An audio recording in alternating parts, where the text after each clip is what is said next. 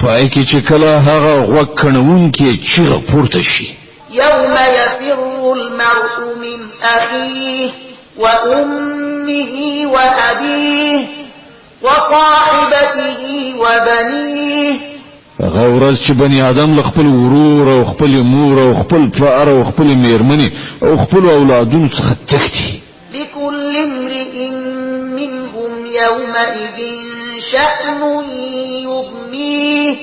له هغو څخه په هر یو به په دې ورځ داسې وخت راشي چې د هغه بل ځانه پرته بل هیڅ چاته پام نه وي وجوه يومئذ مسفرة ضاحكة مستبشرة ځینې مخونه به په دې ورځ رانه ځلیږي ورین خندان او خوښ او تازه به وي ووجوه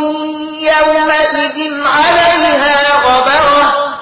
ترهقها قترة أولئك هم الكفرة الفجرة او په ځینو څېرو به په دې ورځ خاورې جوړیږي او سوی سکور به اوښتي وي همدا کافران او فاجران خلک دي فإذا جاءت الصاخة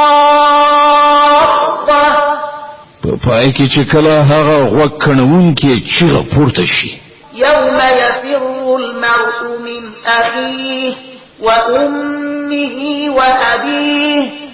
وصاحبته وبنيه هغه ورځ چې بني آدم له خپل ورور او خپل مور او خپل پلار او خپل میرمنې او خپل اولادونو څخه تښتي لكل امرئ منهم يومئذ شأن يغنيه له هغو څخه په هر یو به په دې ورځ داسې وخت راشي چې د هغه بل ځانه پرته بل هیڅ چاته پام نه وي وجوه يومئذ مسفرة ضاحكة مستبشرة ځینې مخونه به په دې ورځ رانه ځلیږي ورین خندان او خوښ او تازه به وي ووجوه يومئذ عليها غبرة ترهقها قترة